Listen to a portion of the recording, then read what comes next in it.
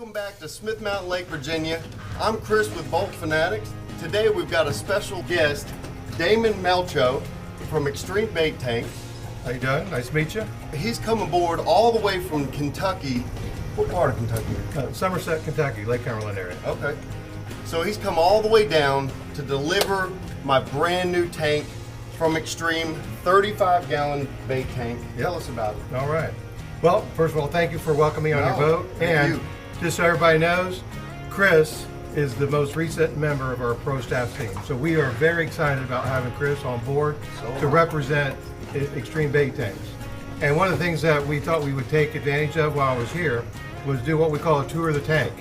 And while we're doing this, we've already gone over the tank, obviously, from nuts to bolts, but for everyone who's watching this, we'll do some questions and answers types of things. Okay. But what Chris has here is what we call a 35-gallon bait tank. And what's important to understand about all the extreme sizes is when we say 35, that represents the bait area, not the tank. So for example, your 35, it's got a footprint of 24 by 32 inches. They're 26 inches tall, but 35 is the bait area. You've got an extra 10 gallons in the filter compartment, so you've got 45 gallons of water. And I think that's important to know for two reasons, because we wanted to distinguish ourselves in that area to know that's truly what you have for the bait, for one. For two, if you're fitting this on your boat, you want to know the size, and you got to take into consideration the weight. This morning, well, I say this morning, it's been what, six hours ago? About 6 hours, yeah. And we put some bait in the tank, drag a couple of lines, but in doing so, what that did, it gave you an opportunity to turn on, plug it in, and let's see how this thing works. See what it's actually going to do. So I think one of the first things before we go to the tour of the tank, this has got the sock filtration system in it.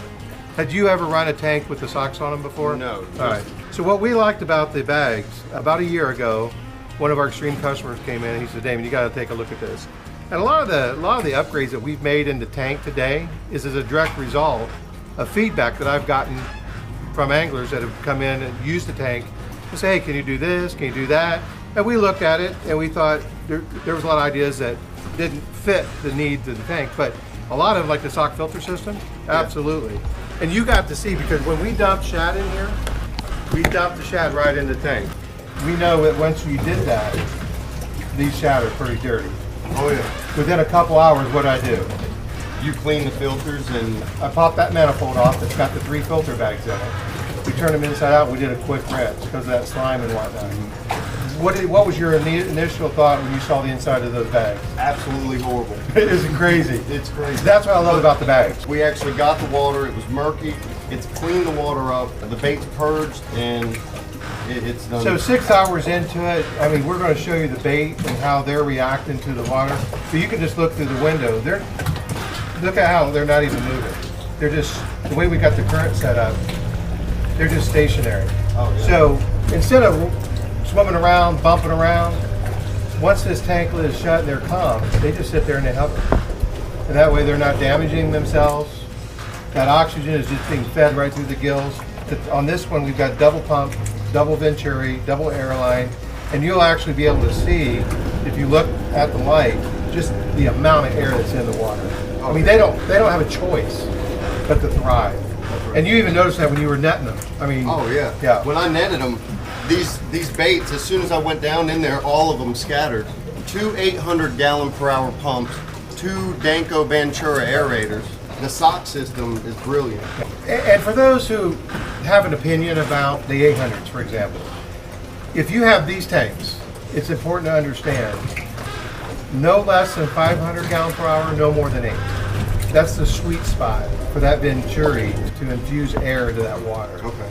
And some people say, well, that's nothing more than a glorified bubbler. Okay, I disagree. This air doesn't just float up to the top. It actually will coat the bait. It'll coat the bottom of the tank, the walls of the tank, the longer you let it run. The other thing I like about what we've done with the tanks, I am a firm believer that there should not be a one-size-fits-all tank. So what I mean by that is this. You can actually, depending on the amount of bait you put in here, and we were talking about how much is too much, I recommend 2 to 3 pieces a gallon. You can go more than that depending on the size of bait as long as you're fishing out of the tank. But if you got 2 to 3 pieces, so you got a 35 gallon, so you're looking at 70 to 100 pieces comfortably, as long as you're fishing out, you're reducing that population. Per bait needs the air that double pump does that. Now, if you get down to a point where you've only got, you know, half a dozen left, and you want to keep them alive, you may not need both pumps on. And that's what I like about the way we wired this up. You can determine you have one pump on, or that pump on, or both pumps on. So it's almost like you have multiple speeds in this particular tank. Yeah. So I think that's great because, in my opinion, you know your bait, you know your tank. This gives you some options on what goes on inside. Yeah. We've had this bait in here for 6 hours. Right. And no red noses. They look healthy. Yeah. They're thriving. We'll take the lid off here. This particular mirror is called 1/2" color core. So that is 1/2" thick. It's HDPE, high density polyethylene. We like to use the white because white doesn't attract heat like your darker color. Okay. So that helps minimize that. Now once you get inside, the walls themselves are 1/8" high pack. So it's made of the same material, but you have a double wall with a 1/2", 3/4" air pocket.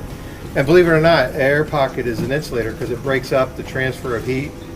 So that's why these tanks have been able to not warm up like some other tanks. The other thing I like about it is, these are, in my opinion, the lightest weight portable bait tanks on the market. So obviously when you don't have water in it, we carried it down here. Yeah. It's not that difficult. No. And for some people, I've been told or asked, why don't you put handles on it? Well, we do our best to keep as much from the outside of it as possible. Not to mention these walls being 1/8", they're really not designed to have that kind of pressure. So instead, if you wanted to even lighten this tank even more, you just remove the lid, which is almost 1/3 of the weight, empty it out, and you just pick it up on both ends right here and carry it up. Yeah. Well, you have the double wall, the air pocket walls, and then on the filter system, so this is what we call the manifold that's hooked up to the 3 filter bags. So that just pops right off, as you saw. I untie them, clean them out, put them back on, stick them back down. We've upgraded our tanks to the tinned wire, which is a more saltwater worthy wire. So there's overall about 10 improvements that we've made in this tank just in the last year by tweaking it with everything we can just to make it even a little bit better than it was when we took it over a year and a half ago. And that's what I love about it is every year you are always trying to find different ideas to improve it every year.